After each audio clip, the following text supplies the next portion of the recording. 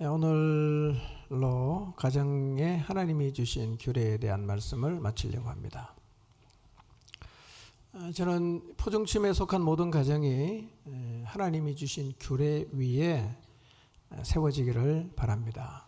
잘 아시는 것처럼 가정은요, 사회와 국가의 기본이 되는 단위입니다. 그래서 가정이 건강하게 세워지는 것은 너무너무 중요합니다. 한 가정이 무너지는 것, 별것 아닌 것처럼 느껴질지 모르나 사회 전반의 흐름이 가정이 무너지는 쪽으로 흘러가기 시작하면 사실은 내일이 어두워지는 겁니다. 내일이. 왜냐하면 가정이 무너지면 가정에서 자라는 자녀들이 심한 상처를 입습니다. 그리고 아주 많이 정서가 왜곡이 됩니다. 그러면 세상 사는 게 고통스럽습니다. 정상적 관계를 맺지 못하고 자꾸만 고립이 되고, 그러다 보면 우리가 상상할 수 없는 일들이 일어납니다. 그리고 사회는 급속도로 혼란에 빠질 수밖에 없습니다. 이미 가정이 무너져서 생기는 어두운 현상들을 우리는 주변에서 많이 보고 있습니다. 가정이 건강하게 서야 합니다. 이것이 이 땅의 희망입니다. 어떻게 건강하게 가정을 세울 수 있는가? 학설이 많지만 건강하고 행복한 가정을 만드는 비결은 가정을 창조하신, 만드신 하나님이 주신 구성원들에게 허락한 역할들을 잘 감당하며 행하는 것, 이것이 여러 방법 중에 하나가 아니라 유일한 방법입니다. 다른 방법은 없습니다. 세상은 이미 많이 변했습니다. 그러나 앞으로는 우리가 상상할 수 없을 정도로 심각하게 변할 것입니다. 그러나 그렇게 세상이 변해가도 우리 모두는 하나님이 주신 규례만을 잡고 이 세상과 차별이 되는 가정들이 되어야 합니다. 그런 공동체로 끝까지 남아야 됩니다. 그래야 교회가 이 땅에 희망이 될 수가 있습니다. 우리 시대의 모든 부모들은 자기 자녀를 잘 키우고 싶어 합니다. 자녀를 잘 키우는 최선의 길은 하나님의 규례를 따르는 길인데, 자녀를 잘 키우기 위해서 하나님의 규례를 무시하고 거꾸로 가는 부모들이 너무 많습니다. 그거 길이 아니에요. 그 길로 가면 절대로 여러분의 자녀, 여러분이 기대하고 소망하는 대로 길러낼 수가 없습니다. 하나님의 규례대로만 가야 돼요. 그래서 신앙인도 그렇게 자녀를 잘 키우기 위해서 하나님의 규례를 무시하고 거꾸로 가다 보니까 신앙인의 자녀 가운데서도 공부는 좀 하는데 인성은 엉망이고, 공부는 좀 해서 직장에 들어가는데 신앙이 없는 경우가 점점 더 많이 생겨나고 있습니다. 여러분, 자녀를 잘 기른 기준이 뭘까요? 우리 다 자녀 키우고 있지 않습니까? 여러분, 자녀를 잘 길렀다, 기준이 뭡니까? 어떤 아이로 기르면 자녀를 잘 기른 것일까요? 여러분이 갖고 있는 생각이 뭔지 한번 지금 생각해 보십시오. 자녀를 어떻게 키우는 게 잘 키우는 거예요?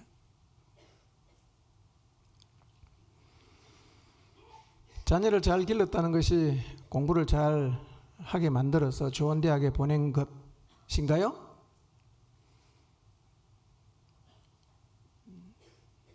대기업에 가게 만드는 것, 그게 성공일까요?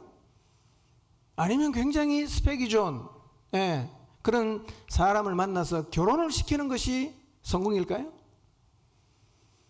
물론 공부를 잘해서 좋은 대학에 들어가고 좋은 직장에 들어가고 훌륭한 사람과 결혼하는 것 참 축하할 일입니다. 그런데 이런 것들은 자녀를 잘 기른 기준이 될 수는 없습니다. 이거는 기준이 아니에요. 그거를 가지고 자녀를 잘 길렀다 못 길렀다 판단할 수 있는 근거가 되지 않는다는 겁니다. 뭘 보고 자녀를 잘 길렀다고 우리가 말할 수 있을까요? 여러분, 자녀를 잘 길렀다는 기준은 뭐냐면 예수님을 믿는 자녀로 키웠냐 그렇지 않냐, 저는 이것이 기준이 된다고 믿습니다. 예수님 믿는 자녀로 키웠으면 자녀를 최고로 잘 키운 거예요. 왜 예수님을 믿게 한 게 자녀를 잘 기른 게 되느냐 하면 근거가 있어요. 덕대고 잘 길렀다고 우기는 게 아니라, 첫째는 멸망으로 가는 자녀를 영원한 생명길로 들어서게 함으로 인간이 받을 수 있는 최고의 복을 전수를 해줬으니까 그게 자녀를 잘 키운 거고요. 둘째로는 부모가 아무리 자녀를 사랑해도 자녀가 죽을 때까지 살아서 돌봐줄 수 있나요? 그렇게 할 수 없잖아요. 부모는 결국은 먼저 떠나게 돼 있어요. 그런데 내 자녀가 하나님의 자녀가 되면 나는 떠나가도 하나님이 그 자식을 끝까지 책임지기 때문에 예수님 믿는 자녀로 기르는 것이 자녀를 가장 잘 기른 것이 되는 것입니다. 아멘입니까? 이 말씀이 여러분의 마음에 깊은 울림이 되시기를 바랍니다. 그렇다면 지금 여러분의 자녀를 향한 양육의 목표가 예수님을 잘 믿는 아이로 키우는 것인지를 한번 돌아보시기를 바랍니다. 여러분, 우리의 자녀가 예수님 안 믿는 게 얼마나 안타까운 일입니까? 그래서 우리의 자녀 한 사람 한 사람이 예수님 믿을 때마다 우리가 얼마나 기뻐하고 감사합니까? 대부분의 자녀 부모는요, 입만 열면 자식 자랑하지요. 자랑의 내용 들어보세요. 비슷합니다. 좋은 대학 갔다, 유학 갔다, 전문직 가졌다, 좋은 직장 갔다, 돈 많이 벌었다. 이게 다 합니다. 이 이상은 별로 자랑할 게 없어요. 예. 가끔씩은 좀 지나치다 싶을 정도로 자녀의 성공을 자랑하는 분도 있어요. 10번 만나도 똑같은 얘기합니다. 10번째. 11번 만나면 11번 하겠죠. 얼마나 자랑스러우면 그렇게 하시겠어요. 자녀가 잘 된 건 참 감사한 일입니다. 근데 우리가 입을 열어서 진짜 자랑해야 되는 건요, 우리의 자녀가 예수님을 잘 믿는 사람이 된 것을 자랑해야 됩니다. 우리의 자녀가 하나님 나라를 위해서 영혼을 돌보는 자로 살아가는 것을 자랑해야 됩니다. 우리의 자녀가 자기 인생을 전부 주님 앞에 드리고 살아가는 하나님의 사람이 된 것을 자랑해야 합니다. 진심으로.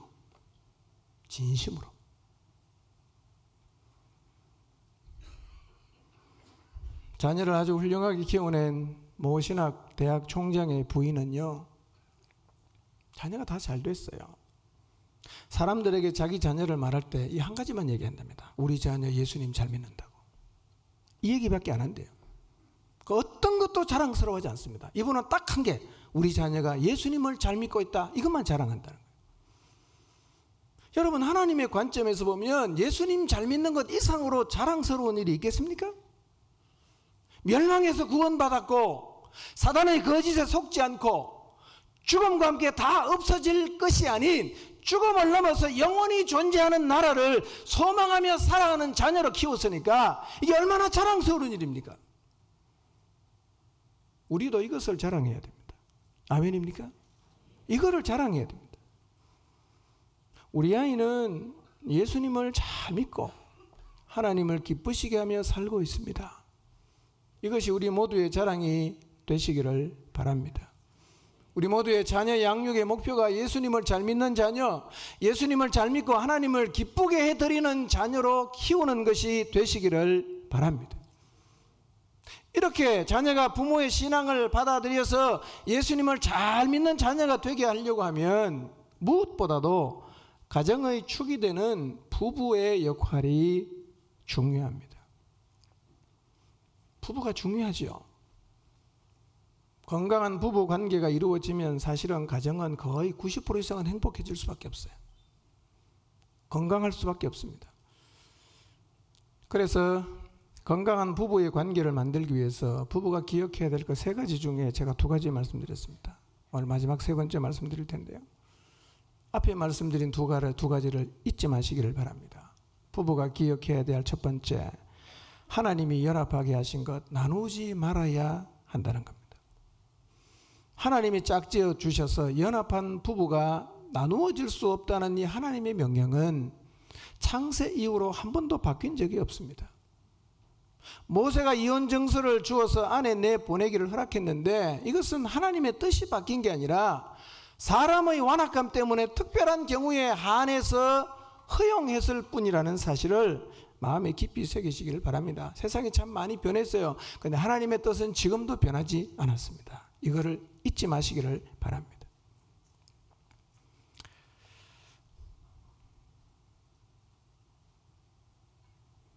가정해 주시는 하나님의 규례를 전하는 것이 제게는 참 많이 조심스럽고 부담스러운 일입니다. 그리고 어떤 분들에게는 큰 아픔이 되고 있습니다. 생각해 보십시오. 하나님의 규례를 전하고 받는 일이 전하는 사람이 부담스럽고 받는 사람이 아프다. 이건 이미 우리가 하나님의 규례를 잊고 있다는 얘기고 하나님의 규례에서 많이 멀어져 있다는 얘기입니다. 제가 아무리 조심스럽게 말해도 그래도 이 말씀을 들으면서 마음이 아프신 분이 계셨을 것입니다. 절대로 비난하는 게 아닙니다.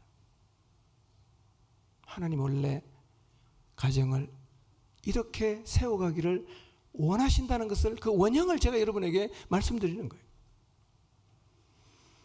두 번째로 부부가 기억해야 할 것은 성적인 부분입니다.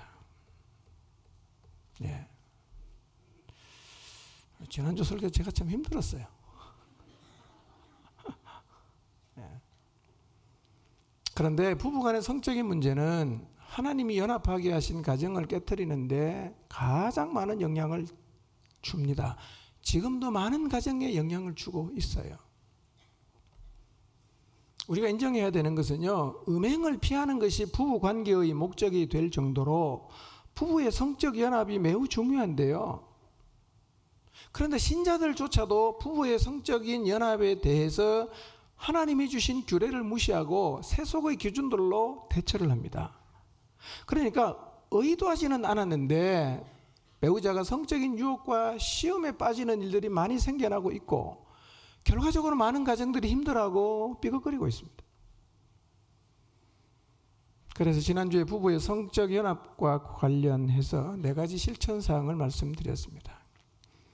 피드백을 받아보니까 감사하게도 많은 분들이 이 말씀을 개인이 선택할 수 있는 취향이 아니라 하나님이 주신 규례로 받으시고 순종을 다짐하셨는데요. 참 잘하신 것입니다.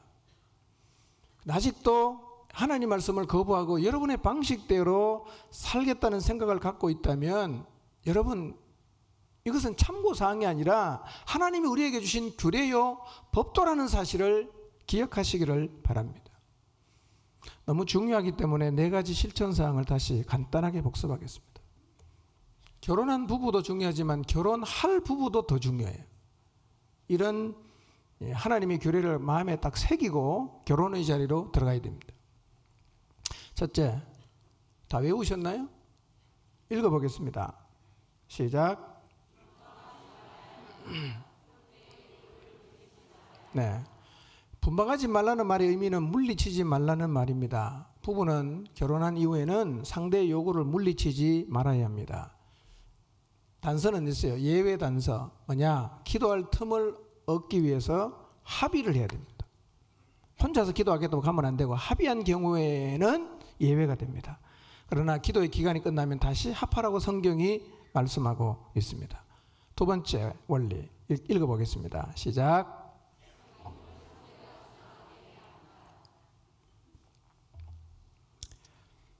자기 몸을 상대가 주장하게 해야 됩니다. 결혼하신 분은 무슨 말인지 다 아시죠? 네, 다 아시죠? 모르는 척 하시는데. 예.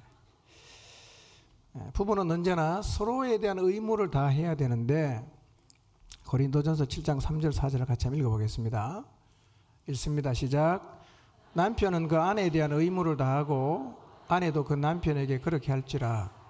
아내는 자기 몸을 주장하지 못하고 오직 그 남편이 하며 남편도 그와 같이 자기 몸을 주장하지 못하고 오직 그 아내가 하나니 그랬어요.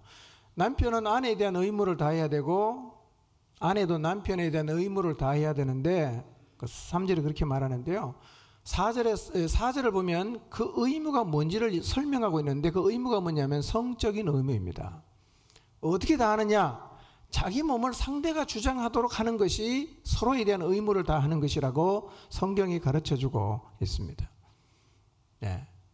주님 앞에 서는 날까지 자기 몸을 상대가 주장하라고 하신 이 말씀에 순종하시기를 바랍니다. 세 번째 읽어보겠습니다. 시작. 예, 하나님 이걸 무기로 준 게 아니죠. 예, 서로 사랑하고 또 연합해서 하나님이 주신 분복을 누리라고 주신 것이지 이거 성을 무기로 삼으라고 하나님이 주신 것이 아님을 기억하시기를 바랍니다. 가정 안에는요, 부부 사이에 특히 선순환이 많아야 됩니다. 악순환이 많으면 정서의 통장에 계속 마이너스 됩니다. 선순환이 많으면 통장에 계속 잔고가 쌓이면요, 부부관계는 굉장히 애틋해집니다. 예. 상호작용 기억하시고요. 예. 네 번째 읽습니다. 시작. 네, 잠언 5장 말씀을 보면 부부의 성적 연합에 대해서 아주 진솔하게 기록하고 있는데요, 배우자를 통해서 성적인 만족을 얻는 것은 하나님의 뜻입니다. 이거 믿으시기 바랍니다. 이거 추한 게 아니에요. 서로 무심하게 대하지 마시고 서로를 깊이 사랑하며 살아가시기를 바랍니다. 노력이 필요할 수도 있지만 노력이 필요하면 노력을 해서라도 꼭 이 자리에 서게 되시기를 바랍니다. 자, 오늘은 부부관계에 대한 마지막 말씀입니다. 부부가 서로의 관계 설정을 어떻게 해야 되는가, 그리고 부부 사이의 역할은 구체적으로 무엇인가, 여기에 대해서 말씀을 드리겠습니다.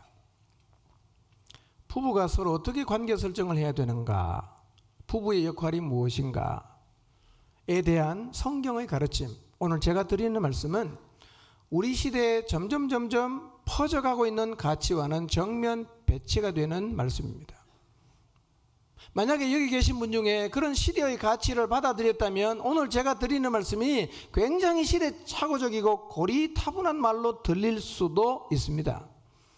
오늘 이 말씀이 여러분의 마음속에 마음을 다해서 받아들이는 말씀이 아니라 저거 옛날 얘기인데 그렇게 들린다고 하면 여러분이 이미 세상의 가치에 많이 젖어 있다는 사실을 인식하시고 회개하시고 다시 성경이 말씀하고 있는 진리의 자리로 돌아가시기를 바랍니다.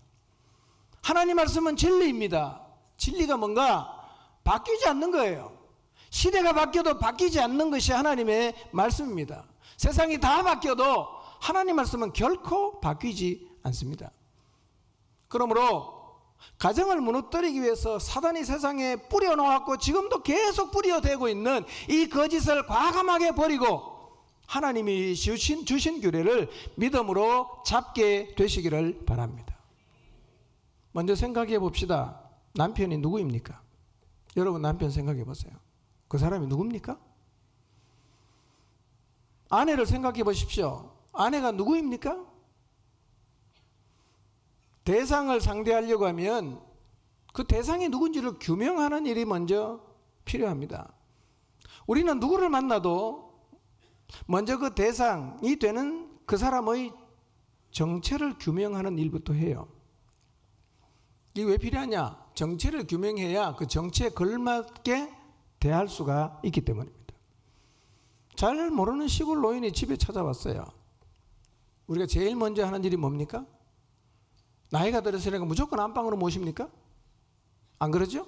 뭐부터 합니까? 이 노인네가 누군지 정체를 규명하는 일부터 하지 않습니까? 그래서 묻죠.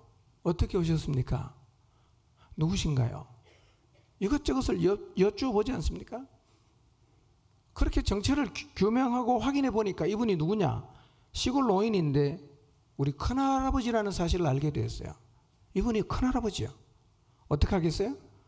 그렇게 정체가 규명이 딱 되면 아, 이분이 할아버지구나. 그러면 이제는 시골 노인으로 대하는 게 아니라 큰 할아버지로 대하지 않습니까? 먼저 집으로 모시고 갑니다. 안방으로 모십니다. 음료를 대접합니다. 자기가 누군지를 소개하고 인사합니다. 그리고 지금 부모님이 어디 가셨는지를 설명드리고 부모님에게 전하겠죠. 큰할아버지 오셨으니까 빨리 집에 오시라고. 이처럼 사람을 상대하려면 먼저 그 상대의 정체를 규명하는 일부터 우리가 이미 하고 있어요. 정체를 제대로 규명하지 않고 사람을 대하면 관계에 문제가 생길 수가 있어요. 할아버지인데 촌노 취급하면 안 되잖아요. 이모부인데 옆집 아저씨 취급하면 안 되잖아요. 그러니까 정체를 규명을 제대로 못하면 관계성에 문제가 생기고 잘못하면 관계가 깨어질 수도 있습니다.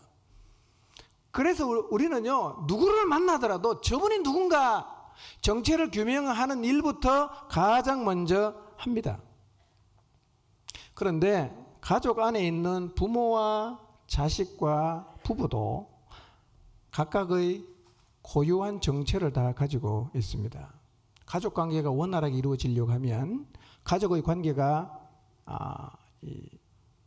깨지지 않으려고 하면 가족 구성원의 정체를 규명하는 일부터 해야 됩니다. 간단하게 부모가 누굽니까? 여러분 부모를 생각해 보십시오. 그분이 누구예요? 그냥 나이 많은 분입니까?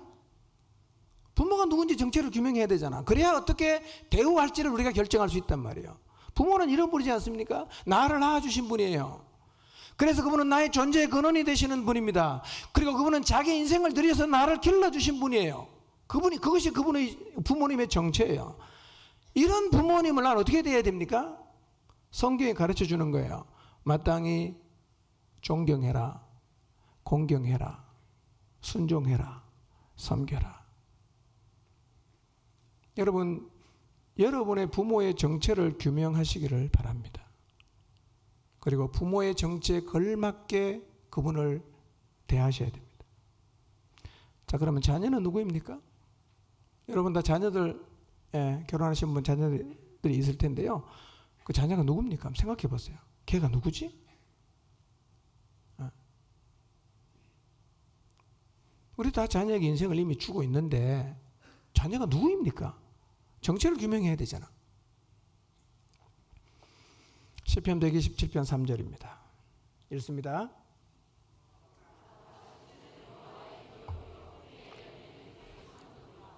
예. 자식들은 여호와의 뭐라고요? 하나님이 주신 기업이다. 그리고 태의 열매입니다. 태의 열매는 하나님이 주신 뭐라고 얘기합니까? 상급이다. 자식이 뭐냐? 나의 기업이에요. 부모의 기업. 그리고 부모가 하나님으로부터 받은 상급입니다. 창세기 30장 20절을 보겠습니다. 읽습니다. 시작. 후한 선물을 주시도다. 내가 남편에게 6 아들을 낳았으니 이제는 그가 나와 함께 살리라 하고 그의 이름을 스불론이라 하였으며 그랬어요. 레아가 6번째 아들 스불론을 낳고 한 얘기인데요.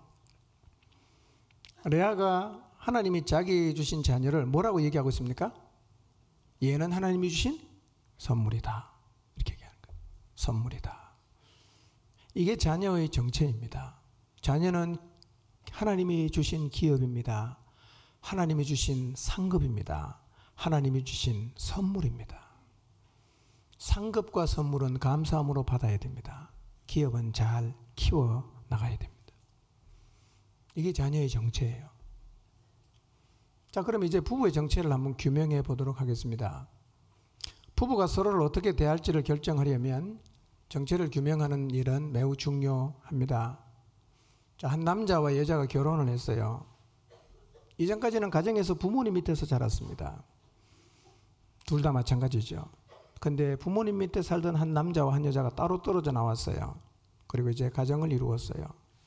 한 집에 살면서 예전에 경험하지 못했던 새로운 관계를 만들어 가는 거죠. 부부 관계입니다. 부부 어떻게 대해야 됩니까? 어떤 형태로든 우리는 대하고 있긴 해요. 여러분도 다 여러분 결혼해서 여러분의 배우자 다 대하고 있죠? 다 대하고 있어요. 근데 제멋대로 대할 수가 있고 하나님이 주신 정체와 상관이 없이 대할 수가 있습니다. 그러면 반드시 불행해집니다. 정체가 규명이 돼야 되는 거예요. 누구냐 이 사람이? 내 옆에 있는 이 여자가 누구인가? 내 옆에 있는 이 남자가 누구인가? 정체를 정확하게 규명해야 되는데 하나님께서 그 정체를 아주 정확하게 규명해 놓으셨습니다. 자, 여러분 결혼했어요. 배우자가 옆에 있어요. 어떻게 대해야 됩니까? 친구처럼 대해야 됩니까? 부모처럼 대해야 됩니까? 형제처럼 대해야 됩니까? 지금까지요, 부모를 떠나서 이런 낯선 사람하고 살아본 기억이 없어요. 이제 결혼과 함께 전혀 새로운 관계가 시작이 되었는데 이 새로 만난 이 남자 여자를 내가 어떻게 대할 것인가를 알려고 하면 그가 어떤 존재인지 정체를 규명하는 일부터 해야 된다는 것입니다. 남편이 어떤 존재입니까? 아내는 어떤 존재입니까? 오늘날 이렇게 말해요. 다 똑같다. 다를 게 뭐가 있냐? 다 똑같다. 다 똑같으니까 그냥 똑같이 나눠서 하면 된다. 이렇게 말을 합니다.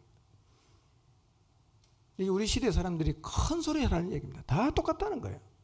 이게 옳은 말일까요? 그런데 남자와 여자는 똑같지 않습니다. 달라요. 만들 때부터 달랐어요. 여러분, 하나님이 사람을 만들 때 남자와 여자를 처음부터 같이 만들었습니까? 아시나요? 처음부터 같이 만들었습니까? 아니에요. 만들 때부터 다르게 만들었어요. 원재료도 달라요. 창세기 2장 18절에서 24절 말씀인데요. 이런 마음을 읽어야 됩니다. 남자가 어떤 존재인가? 여자는 어떤 존재인가? 하나님이 아담과 하와를 어떻게 다르게 창조하셨는가를 주의해서 읽어보시기를 바랍니다. 같이 읽겠습니다. 18절부터 시작.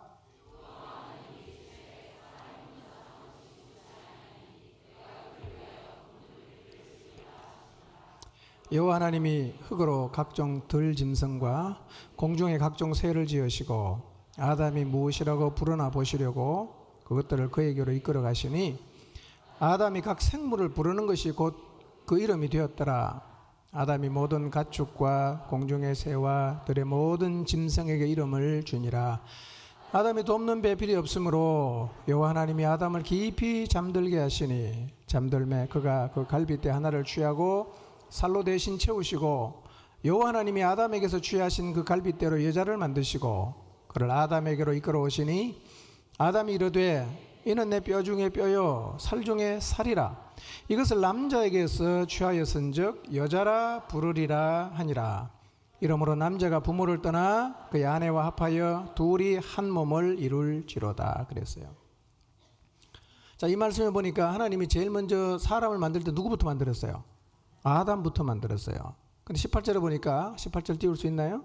18절 보니까 하나님이 아담이 혼자 사는 걸 보고 뭐라고 말씀하십니까? 사람이 혼자 사는 게 좋지 않다. 좋지 않은 이유는 여러 가지가 있는데 여기서 말씀드리지 않겠습니다. 그래서 하나님이 뭐라고 말씀하십니까? 그를 위해서 돕는 배필을 짓겠다.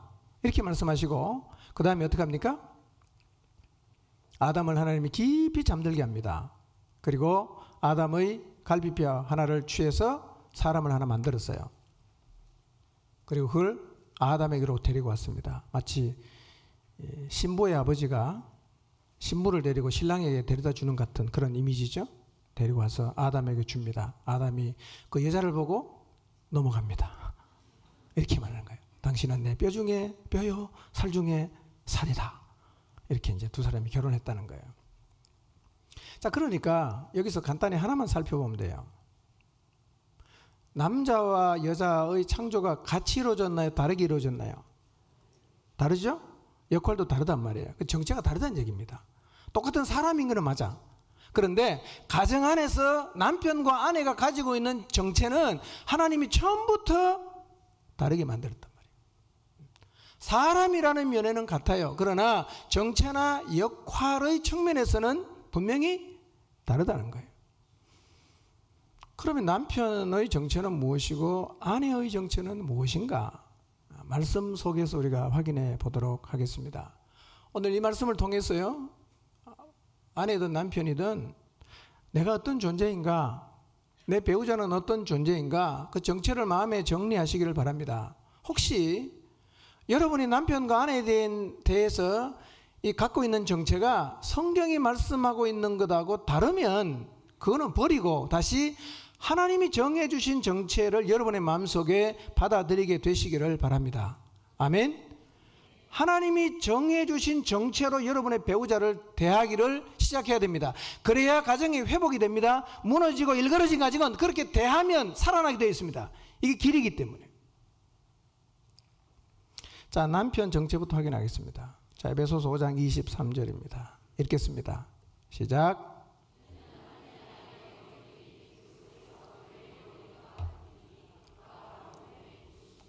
자, 여러분이 보시니까 23절에서 남편의 정체가 뭐라고 말씀하고 있는 것 같습니까? 남편이 어떤 존재입니까? 아내의 발입니까? 머리죠, 머리.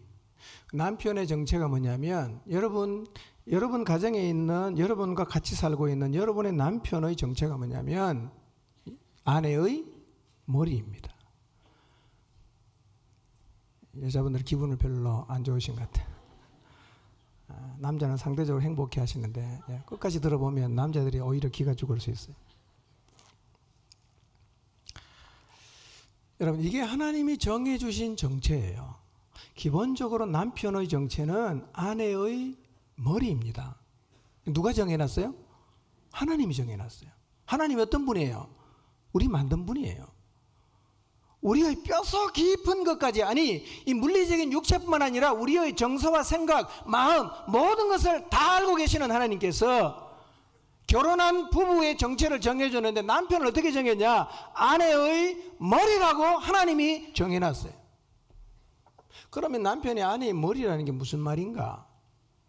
머리라는 말은 이중적 개념이 있습니다. 지도력과 공급이라는 이중적 개념을 갖고 있습니다.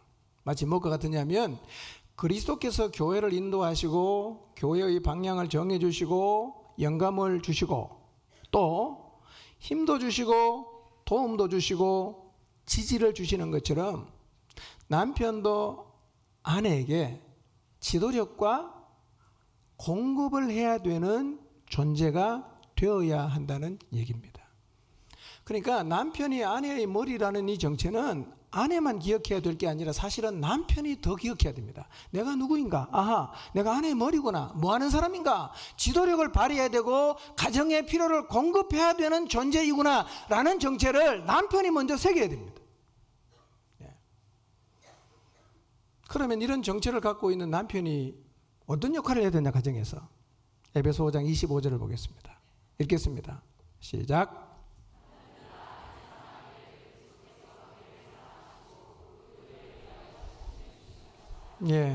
첫 번째 남편의 역할이 뭐냐? 아내를 사랑해야 돼요. 아내를 사랑해야 됩니다. 근데 여기서 주신 아내 사랑의 기준이요, 굉장히 높아요. 그냥 말 잘 듣고 잘해주면 이렇게 해주다가 말 안 들으면 막 쥐어받고 이런 게 아니고 기준이 뭐라고 제시하고 있습니까? 무엇을 기준으로 제시하고 있습니까? 그리스도께서 보여주신 모범이 기준이에요. 그러니까 남편은 자기 아내의 유익과 평안을 위해서 모든 것을 기꺼이 희생을 해야 된다는 겁니다. 왜? 지도자니까. 쉽게 설명하면 팀장이에요. 팀장. 책임져야 된단 말이에요. 남자 안 하고 싶죠? 여러분, 오늘 우리가 에베소 5장 22절부터 25절까지 읽었는데요. 다 읽어보십시오. 비율로 볼 때 성경은요, 아내보다 남편에게 훨씬 더 많은 훈계와 교훈을 줍니다. 남자가 할 일이 훨씬 많다는 거예요.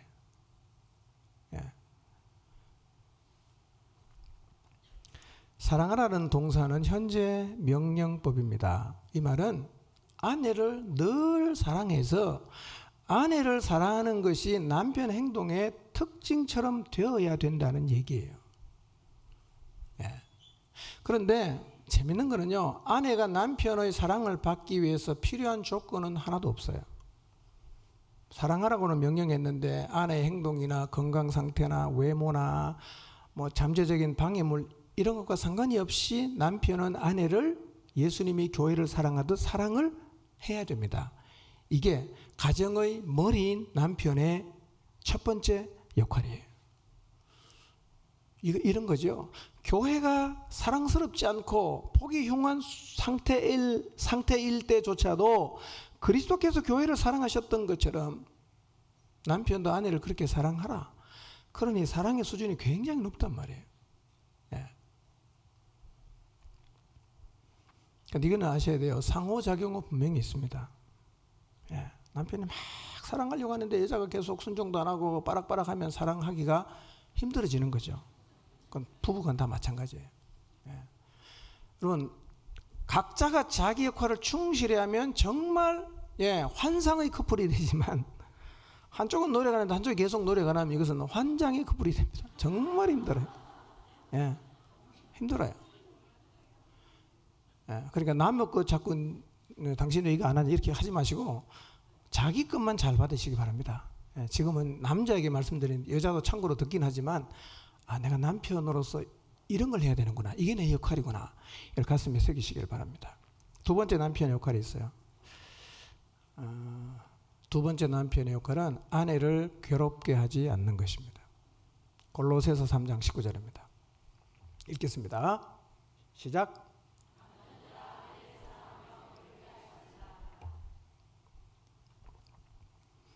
내가 머리니까 너 나한테 무조건 복종해. 이렇게 요구를 하면서 아내에게 무정하고 무심하고 때로는 악의를 품고 가혹하게 대해서 아내를 괴롭게 하지 말아야 됩니다. 아내를 괴롭히는 남편은 머리의 자격이 없다고 봐도 돼요. 아내를 괴롭히는 남편은 머리에 자격이 없는 거죠. 그래서 아내를 계속 괴롭히는 남편은 머리로서 대우를 못 받을 가능성이 높아집니다. 왜냐하면 내 아내도 사람이거든. 계속 쥐박아 보세요. 항상 웃을 수 없어요. 아내 괴롭히지 마시길 바랍니다. 이게 남편 역할입니다. 세 번째, 남편의 역할이 뭐냐? 아내를 배려하는 것입니다. 아내를 배려하는 것입니다. 자, 성경 봅니다. 베드로전서 3장 7절입니다. 읽겠습니다. 시작.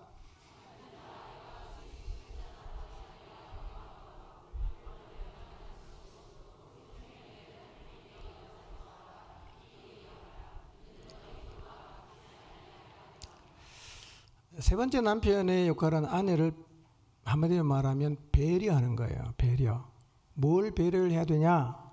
첫 번째는요, 남편들아 이와 같이 지식을 따라 너희 아내와 동거하라 그랬어요. 지식을 따라 아내와 동거하라. 그러니까 아내와 동거할 때요, 지식을 따라서 아내와 동거해야 됩니다. 여기서 말하는 동거는요, 성적인 연합과 관련된 말인데요, 좀 포괄적으로 여자의 육체적인 연약함을 돌보는 전반적인 것을 의미하기도 해요. 아내는요, 연약한 그릇입니다. 배려가 필요해요. 육체도 연약하고요, 마음도 연약하고요, 본성과 감정의 미묘함도 있고요, 여자는 갱년기도 있고요. 이 모든 것을 인식하는 배려가 필요합니다. 이게 남편의 역할이에요. 남편은요, 아내를 잘 배려해야 됩니다. 그게 지식을 따라 아내와 동거하라는 말의 의미입니다. 두 번째로 뭘 배려해야 되는가? 7절 말씀 보면 또 생명의 은혜를 함께 이어받을 자로 알아 귀히 여기라 그랬습니다. 두 번째 배려가 뭐냐? 아내를 귀하게 여겨야 됩니다. 아내를 귀하게 여겨야 됩니다. 남편분들 한번 지금 잠깐 여러분의 아내를 귀하게 여기고 있는가를 한번 생각해 보십시오. 귀하게 여기고 있는가? 예. 여러분, 여기서 귀히 여기라는 말은요, 존중하라는 말보다 훨씬 더 강한 말입니다. 그러니까 이 귀하게 여기라는 말을 이해하기 쉽게 다른 단어로 표현하면 보배처럼 여기라는 말이에요. 아내를 보배처럼 여기라. 그러니까 남편이 아내를 향해서 해야 되는 두 번째 배려가 뭐냐면 아내를 보배처럼 여기는 것입니다. 결혼하는 자매들은 오늘 설교를 들은 청년들하고 꼭 결혼하시기 바랍니다. 여러분, 아내를 보배처럼 한번 여겨보십시오. 아내를 보배처럼 여겨야 되는 이유는요, 생명의 은혜를 함께 이어받을 자이기도 하고, 그 다음에 남편이 아내를 귀하게 여기지 않으면 아내와의 관계에 상처를 입게 되고, 그러다 보면 하나님과의 관계도 손상이 가요. 그래서 성경은 이렇게 말하죠. 기도가 막힌다, 이렇게 표현합니다. 기도가 막힌다. 기도가 안 된다는 거예요. 아내를 귀하게 여기지 않고 아내를 함부로 대하고 그냥 무시하고 그러면요, 관계가 깨지지 않겠어요? 그럼 기도가 안 되는 거예요. 그래서 아내를 귀하게 여겨라, 보배처럼 여기라고 성경이 말씀하는데요, 이게 남편의 역할입니다. 남편 되시는 여러분이 어떤 존재인가를 스스로 기억하시기를 바랍니다. 그리고 하나님께서 남편 된 나에게 허락하신 역할이 무엇인지를 기억하시고 이 역할을 잘 감당하시기를 바랍니다. 만약에 남편이 되어서 이 역할을 감당하지 못하고 있다면 내가 누군지를 잊어버리고 있는 겁니다. 정체를 잃어버린 것입니다. 하나님이 정해주신 그 남편의 정체에 따라 하나님이 주신 그 역할을 잘 감당하는 남편들이 되시기를 바랍니다. 자, 이제 아내의 정체를 규명해 보겠습니다. 아내가 어떤 존재인가? 창세기 2장 18절, 20절, 22절 읽어냈는데 다시 한번 읽겠습니다. 시작.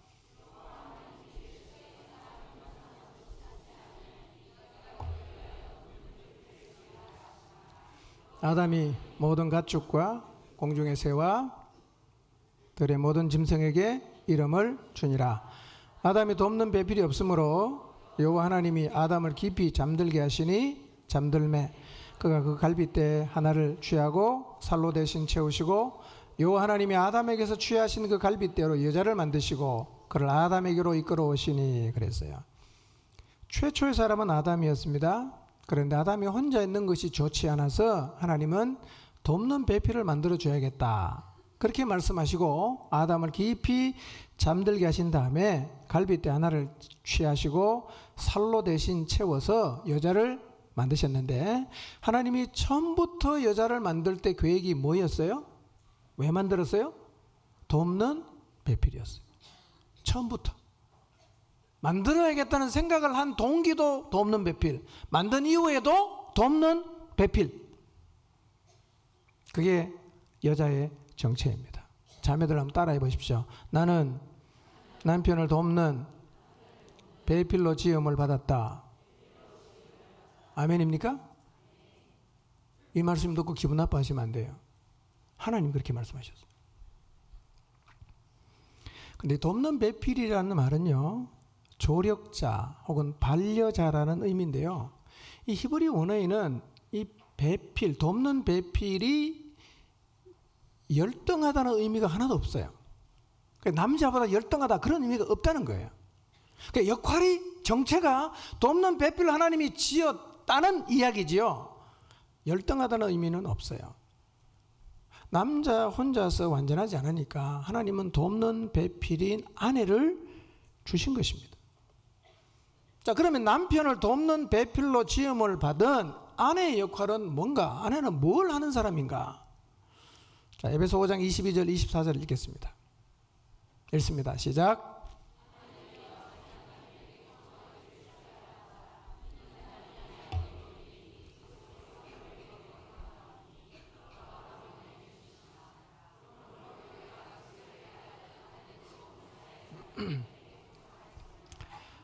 남편에게 뭐 하는 게 아내의 역할입니까? 복종. 복종. 이 복종과 순종이라는 말이 성경에 나오는데요, 복종은 순종보다는 강도가 약한 겁니다. 강도가 약한 거예요. 예. 아내의 역할은 남편에게 복종하는 것입니다. 22절, 23절, 24절에 그 반복적으로 얘기하고 있지 않습니까? 복종해야 된다고. 이유가 뭐냐? 왜 복종해야 되냐? 남편이 아내의 머리이기 때문에, 지도자이기 때문에 복종해야 된다는 거예요. 교회가 그리스도에게 하듯 아내들도 범사에 자기 남편에게 복종해야 합니다. 이 표현을 유의해서 보셔야 됩니다. 아내들도 범사에 자기 남편에게 복종할지니라. 이 말의 의미는 이것입니다. 자기 남편에게 복종하는 모습이, 복종하는 것이 아내의 통상적인 성향이 되어야 한다는 거예요. 남편이 한마디 하면 열마디 하고, 남편이 어떤 말을 해도 대들고 자기 논리로 반박하고 안 따라오는 것은 뭐가 성향입니까? 복종 안 하는 게 성향인 거잖아요. 성경은 뭐라고 말합니까?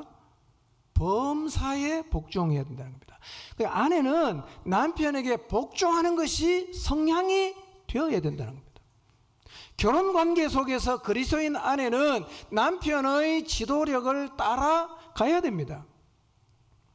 물론 이 말은 맹목적으로 굴종하라는 말이 아니라, 남편이 하나님이 부여하신 역할을 인정하고 남편이 가족을 위해 발휘하려고 애쓰는 지도력을 존중해야 된다는 말인데요, 여러분, 남편에게 복종하라는 말씀은 이 당시 로마 가정에 만년에 있었던 이 가부장제를 용인하라는 말은 아니에요.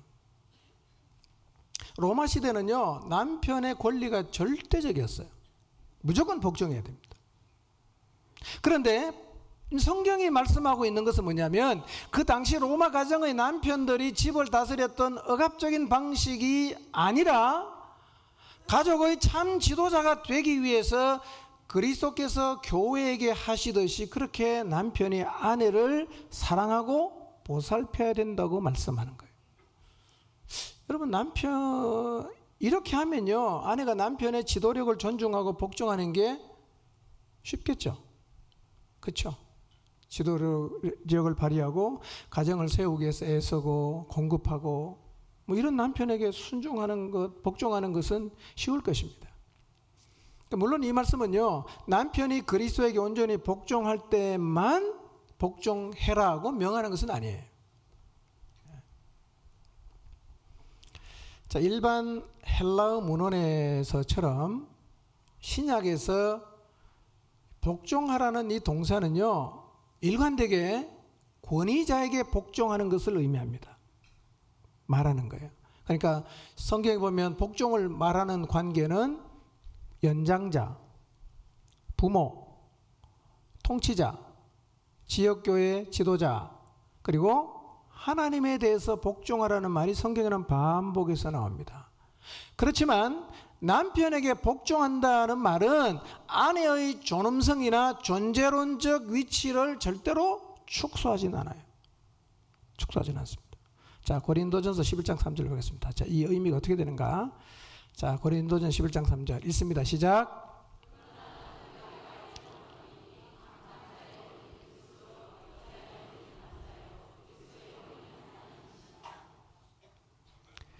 자, 아내가 남편에게 복종을 하는 것은요, 이런 연장선상에서 보시면 돼요. 그리스도께서 자기의 머리가 되시는 하나님에게 친히 복종하셨잖아. 그렇죠?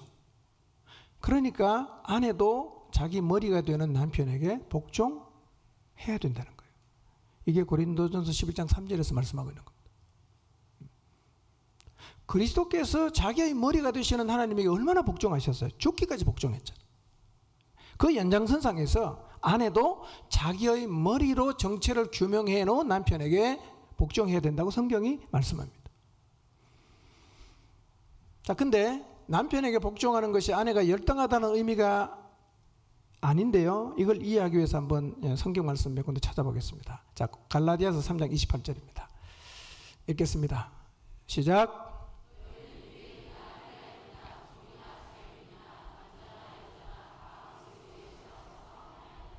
네. 자, 유대인이나 헬라인이나 종이나 자유인이나 남자나 여자나 그리스도 예수 안에서는 다 뭐라고요? 똑같다. 그 얘기거든요. 똑같다. 그러니까 예수 그리스도 안에서는 남자와 여자의 구분이 없다라고 선언하고 있습니다. 예. 그러니까 여자가 남편에게 복종하는 것을 하나님에게 역할을 부여받았다는 의미가 여자가 남자보다 못하다는 의미는 아니라는 거예요. 아니라는 거예요. 예. 정 억울하시면 남자 거 하세요. 남자 거 세 가지 해보세요. 쉬운가? 훨씬 어렵습니다. 예. 자, 골로새 3장 11절입니다.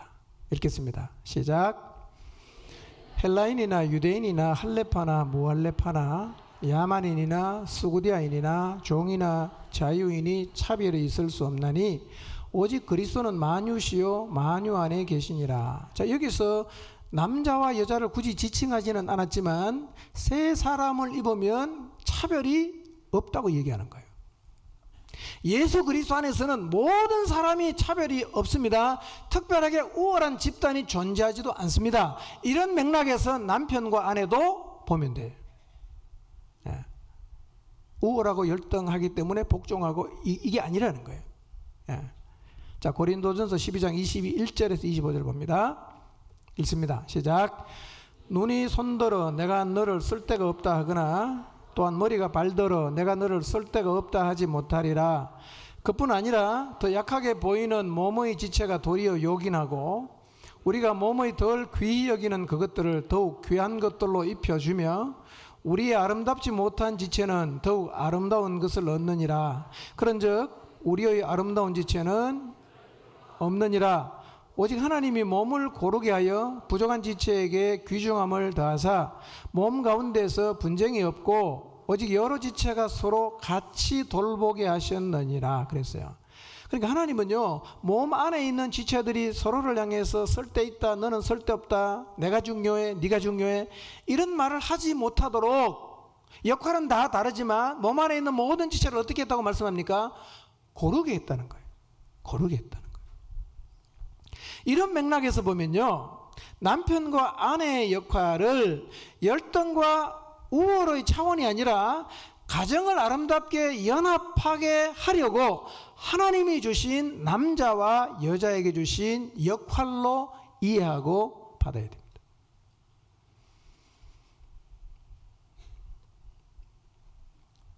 특히 복종과 관련해서 아내가 남편에게 복종하라고 말씀하신 이유가요, 사실은 그 로마 시대나 헬라 시대는요, 대개 여자가 교육 수준이 많이 떨어졌습니다. 공부를 안 했으니까. 그 다음에 나이가 많이 어렸어요. 그러다 보니까 나이 많고 공부를 많이 한 사람에게 당연히 복종을 해야 했었어요. 그런데 부부 관계 속에서 아내 보고 남편에게 복종하라는 말은 그런 이유가 아니라는 거예요. 그래서 골로새서 3장 18절에 보면 아내들에게 남편에게 복종하라고 말을 하는데 19절에 보면 남편이 감당해야 되는 의무도 똑같이 부여하고 있습니다. 그러니까 어떤 의미냐? 똑같다는 거예요. 다만 뭐가 다르다? 역할이 다르다는 거예요. 만약에 로마식처럼 아내가 열등하기 때문에 복종해야 된다고 말하면 아내에게는 의무를 줘야 되지만 남편에게는 의무를 안 줘야 되잖아. 그러니까 똑같이 주고, 에베소서에 보면 여자에게 한 얘기보다 남편에게 한 얘기가 훨씬 더 많아요. 예.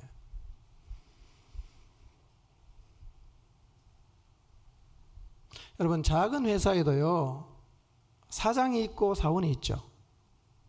그렇죠? 우리는 회사 직원이 몇 명이 안 되는 게 다 똑같다 이렇게 합니까? 안 되잖아. 회사에서 2명, 3명 되는 팀 안에도 누가 있어요? 팀을 끌고 가는 리더가 있지 않습니까? 리더. 가정이라는 것도 뭐가 있어야 되냐? 지도자가 있어야 된다는 거예요.